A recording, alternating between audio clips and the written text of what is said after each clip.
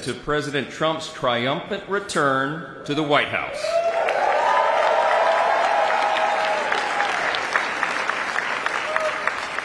Right now, already this morning, you can feel it around the country. We certainly felt it here in the city. America is coming together and roaring back again, and it begins today, as the President just told us. I know we'd all rather be gathered together on the National Mall with hundreds of thousands of our closest friends, but our disappointment is well overcome with our excitement for the future that we feel today. We have the chance to make the next 4 years the most consequential period in our nation's history. And as Speaker of the House, it is my great pleasure, my great honor, to introduce to you the man who will lead us to this new golden age, the decisive winner of the Electoral College and the popular vote, the 45th and the 47th, and the greatest president of our lifetimes, Donald J. Trump.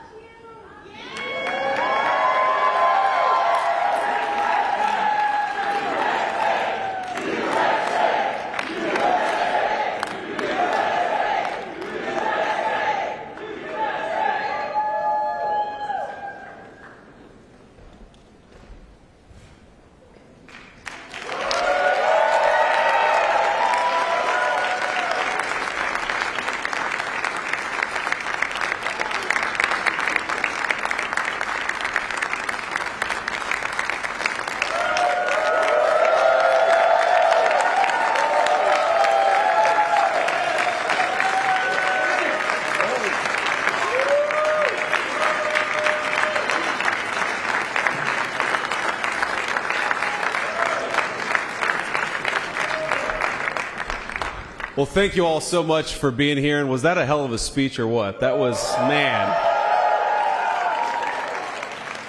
That was a good way to start it off. You know, I didn't know exactly what the president would put in that speech, and I hoped to myself that he wasn't going to hold back, and sir, you didn't hold back. That was a hell of a way to start the next 4 years. But I just want to say from the bottom of my heart, and I know I speak for the president and for all of us, thank you, thank you, thank you for making this possible. We love you. We wouldn't be here without you, and we're going to make America great again together for the next 4 years.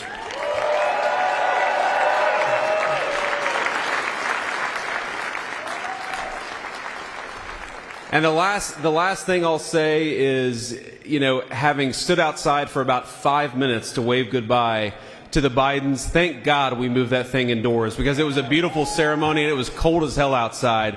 So, sir, the 45th and 47th President of the United States, Donald J. Trump.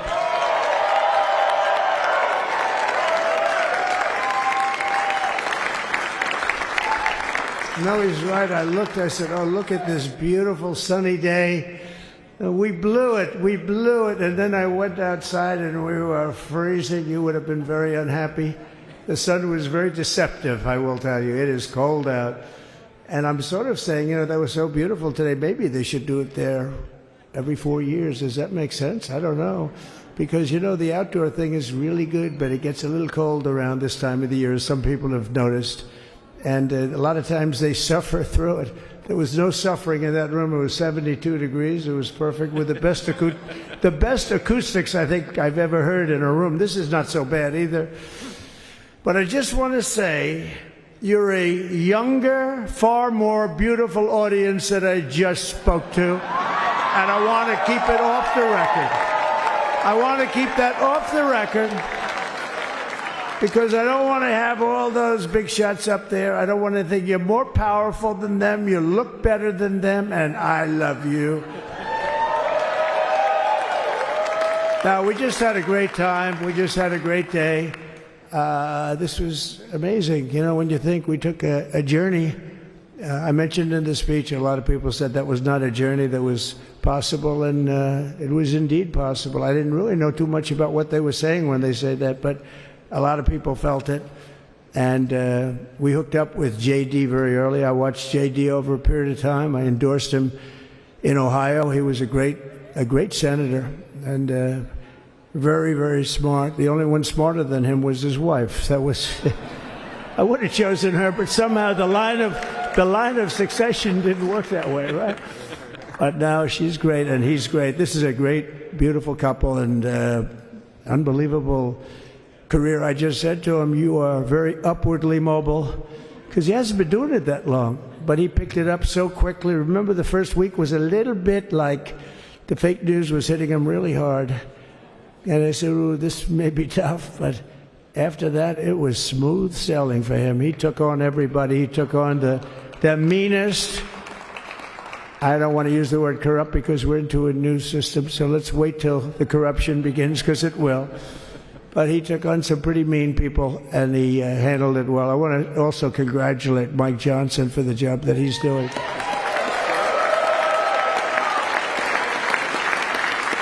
Steve, we gave him a majority of almost nothing, and then I said, to make it tougher on him, let me take 2 or 3 of the people, right? I said, he'll only have to suffer with that for about 3 months. How are they doing, by the way? Are they? Is that moving along? Totally unified. I said, do you mind if I take this one, that one, and a couple of others? He didn't mind. He can handle it. No, he's a man that's liked by everybody. I've never met a man like this. You've got how many is it, 219 or 220 or something? 220. And of the 220, 219 really like him. I noticed he got 1 negative vote once about 2 weeks ago. But I think even 220 like him, if you want to know the truth. And that's very unusual. I know a lot of nice guys in Congress, and they have 35 people that hate him.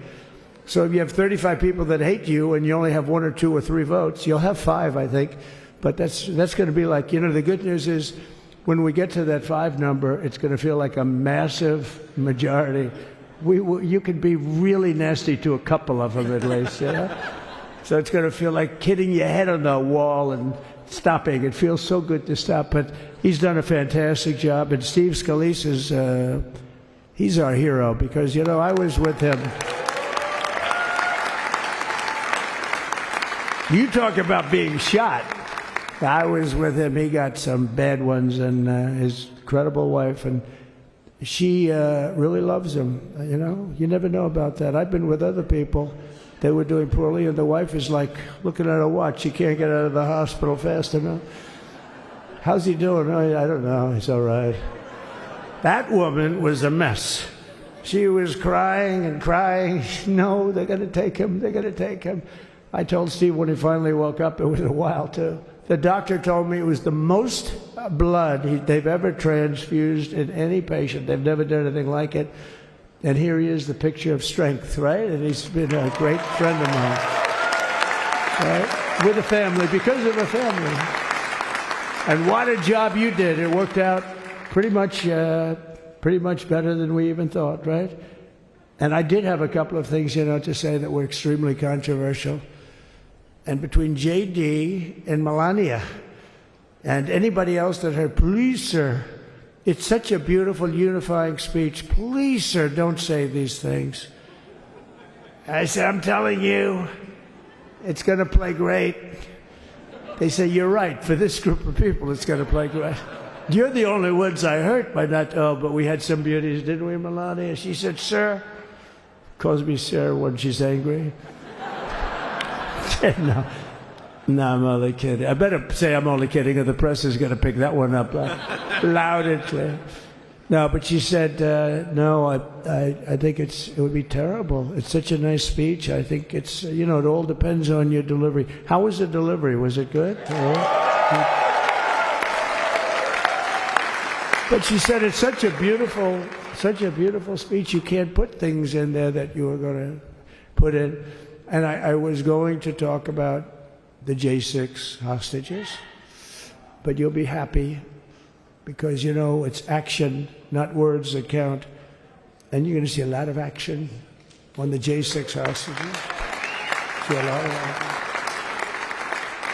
And I was going to talk about the things that Joe did today with the pardons of people that were very, very guilty of very bad crimes, like the Unselect Committee of Political Thugs, where they literally, I mean, what they did is they destroyed and deleted all of the information, all of the hearings, practically not a thing left.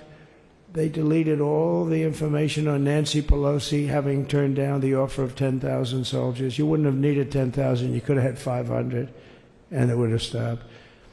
Because we may have had 1 million people that day, the people that were there. You don't see any photographs, but we have a lot of great photos. But you don't see those photographs. They don't put them in. They show the people at the Capitol. But I was talking about that. I was going to talk about that. They said, please don't bring that up right now. You can bring it up tomorrow. I said, how about now in front of the very... I'll bring it up right now. You know, this little time delay is good because we're getting great reviews on the speech. Now watch. They'll take the speech and say, I didn't like it because he left there and he's talked to people.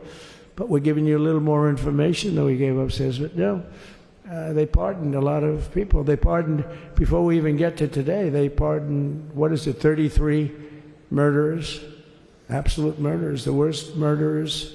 You know, when you get the death sentence in the United States, you have to be bad because they don't give it much. And he pardoned almost everybody having a death sentence. And if you went through the crimes that were committed, you wouldn't even believe them, the level of violence, the people that were killed, the innocence of people that were killed and children killed by these people. And he pardoned them for whatever reason. He spared them, and but they didn't spare the people that they killed. And, you know, who knows what happens in the future. It's one of the worst because a lot of times they let them out early after that. You know, they say you're going to be in for life, but then all of a sudden they get let out for good behavior, and then they go on a rampage. You know, it's one of those little things, right? But I was going to talk about that. But I was really going to talk about the level of, you know, what's going on. Why are we doing this? Why are we trying to help a guy like Milley?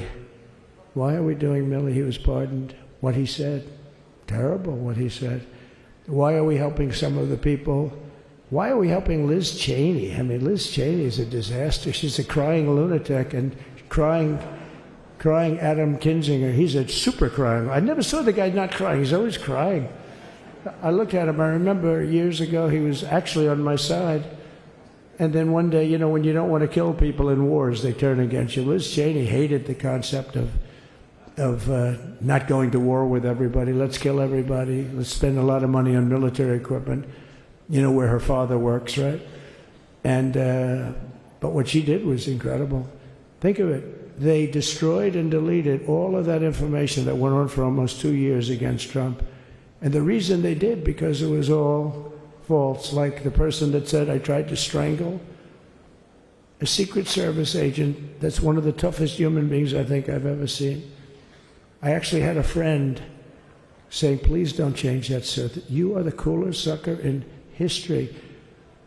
Remember, she said, I put my hands around his neck because he wouldn't go to the Capitol. Made up fiction. And I was rebuffed.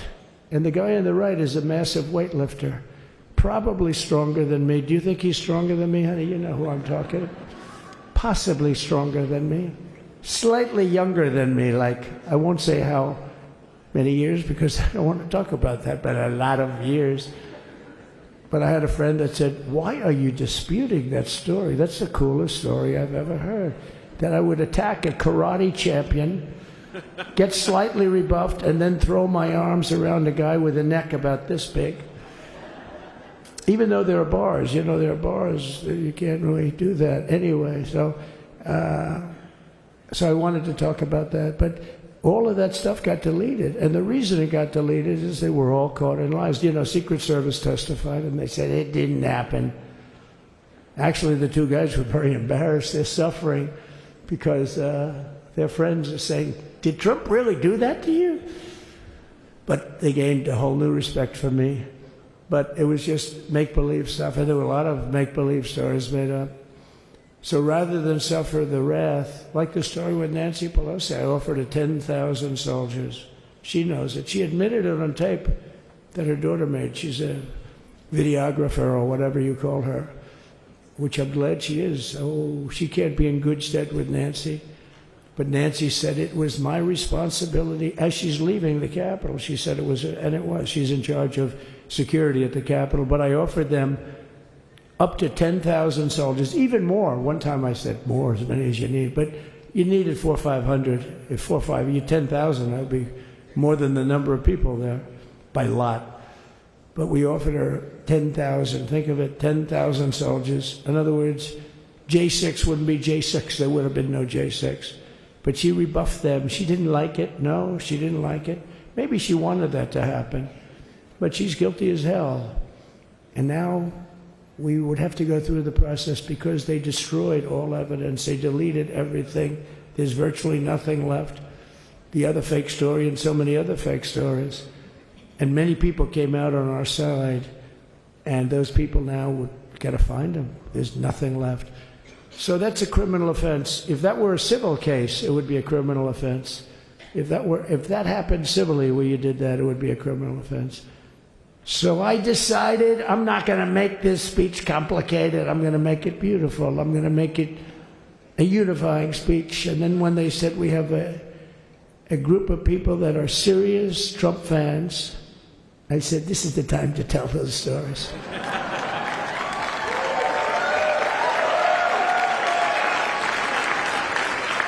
He knows.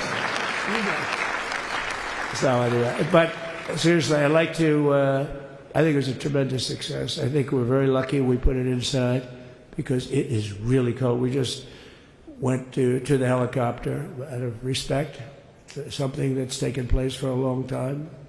I guess it's as old as helicopters. You used to get into a stagecoach, now you get into a helicopter. Times change. But it's pretty old custom.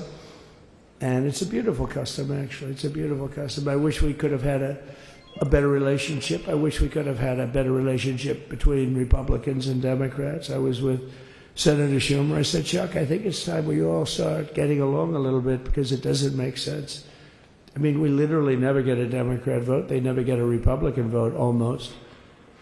And although there is a bill coming up very shortly that we have a lot of Democrat votes, right? That's going to be a very beautiful bill. We're going to have a deciding, I would say, within a week or so, I think. And it's going to be a very good bill. You all know what I'm talking about. So I just want to thank you all for being here. You have been our fans from day one. All these people all over. You've been our fans. This has been there's never been anything like it. There's never been anything like it. This has been a movement like no movement ever in history for probably any country, let alone this country. You know, if somebody's running for president, and if they go out and they announce they're going to Arizona, they're going to Nevada, they're going to someplace, if you have 200 or 300 people, that would be standard. Ronald Reagan would go out. I mean, outside of the last couple of days where people get a little excited, but even then you have a couple of thousand people. But if you're going to go someplace, any place, any one of the swing states, any one of the other states, I mean, how about the non-swing states? We won Alabama by 48 points.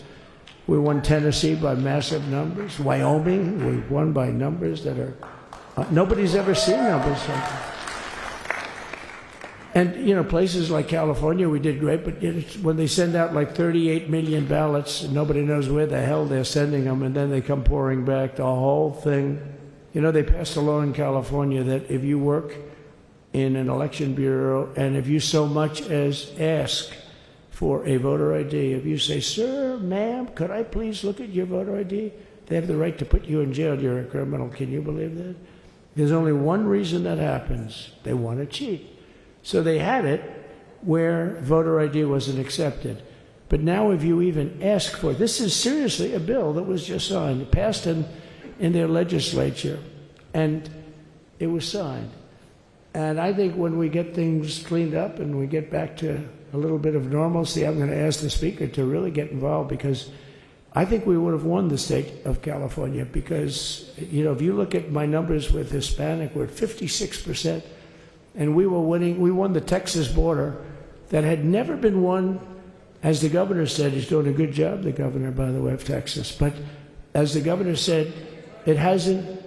Oh, did I get lucky? Did I get lucky? Supposing I said, you know, he's not here, but the governor of Texas has done a terrible job. Wow, look at you. You mean we couldn't get you up in the front row? I tell you. Supposing I said, J.D., the governor of Texas, is not doing his job. You heard what I said. See, I didn't know you were there. I said he's doing a great job. He's doing a phenomenal job. But now you're going to have a partner that's going to work with you because you didn't have, not only didn't he have a partner, he had people selling the wall, right? We have a fence structure that we worked on, the governor worked on with me. And I didn't love it, to be honest with you. I wanted a nice precast concrete, you know, 40, 50 feet high, like a beautiful, could have been a T-shape, Y-shape. I love construction. I wanted that sucker to go up maybe 50, 60 feet. It would have looked beautiful, a nice Y shape. And they said, the problem is, sir, they climbed that like a rabbit. I said, what do you mean? No way. And they brought some of these guys out. They climbed it like... And the other thing is you hit it with acid and the thing will disintegrate. You know, they have things for concrete. So they needed very hardened steel, very special steel. And then they needed 7,000-pound concrete inside that steel, you know, inside that steel. And then they have a rebar that's the toughest steel made. Very hard to cut. So this is why very little is cut. I mean, it's right. And then they put a anti-climb panel on top. I hated it. I said, it's so unattractive. And I said, why would that work? I don't believe it works. And I went to watch. The Border Patrol gave a display. We had actually two sets of climbers.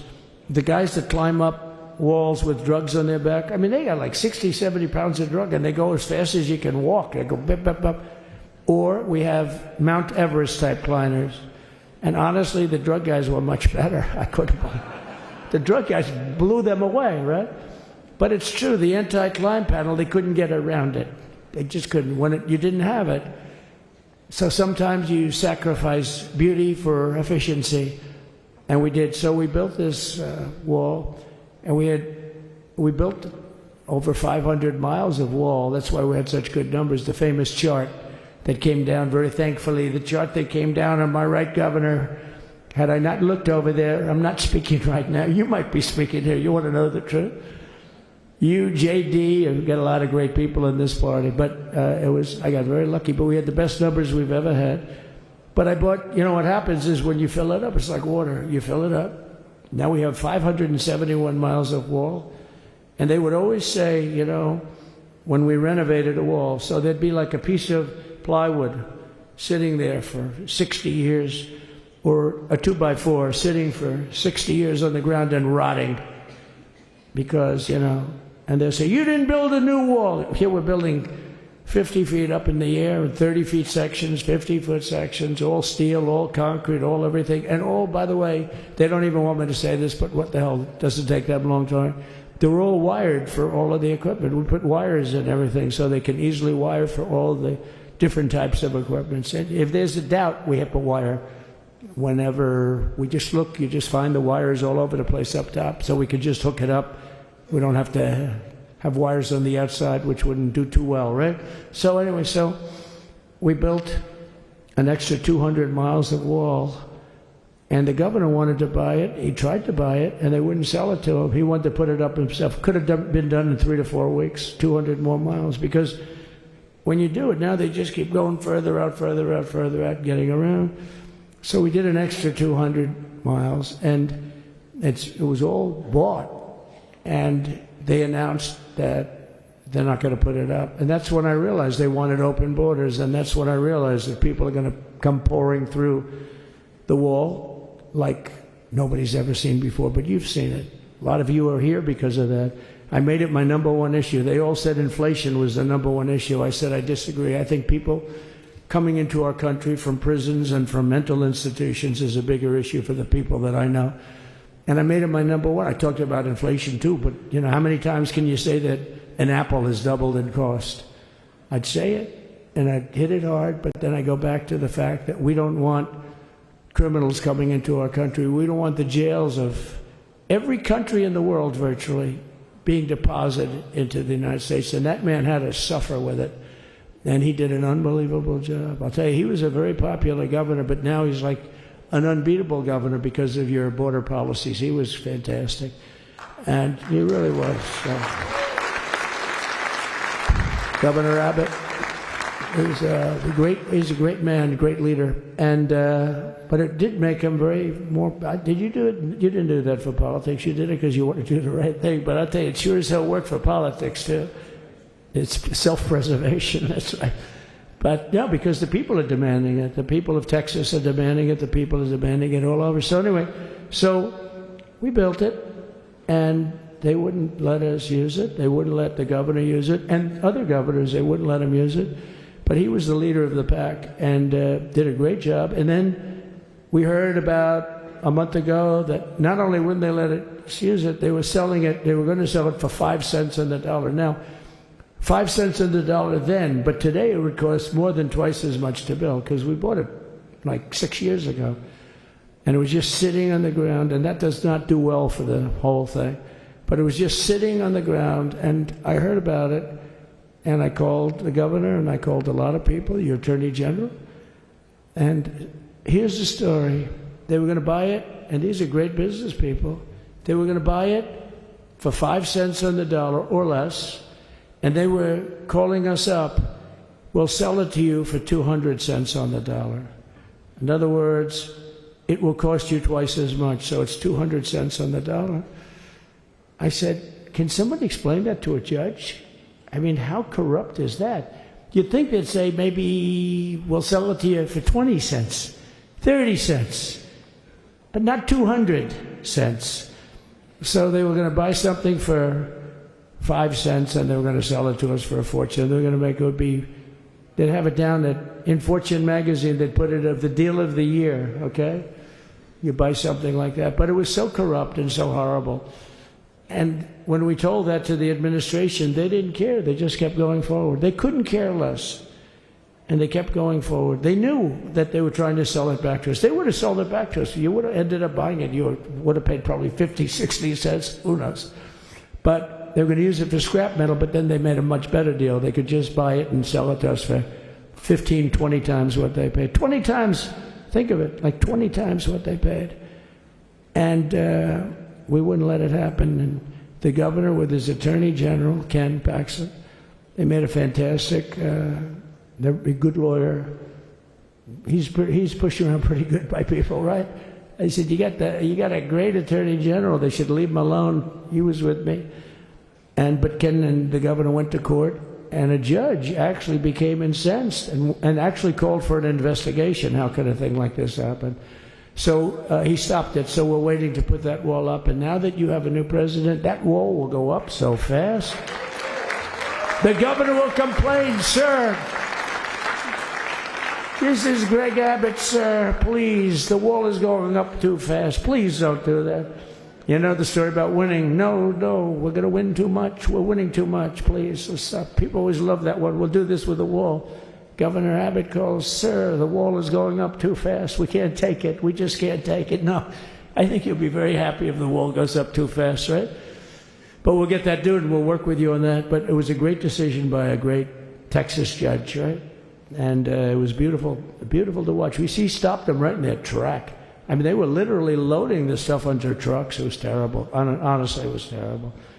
And he wouldn't take it. So I'm so glad I mentioned that they have a really good governor in Texas. And I swear, I didn't know he was here. I swear to you, it sounds like a setup. I didn't know you would end. Did I get lucky? I said the right thing. Because there have been moments when I wasn't so happy with him, you know? But not too many, I can tell you that. So anyway, it's good to see you too, Governor. Great.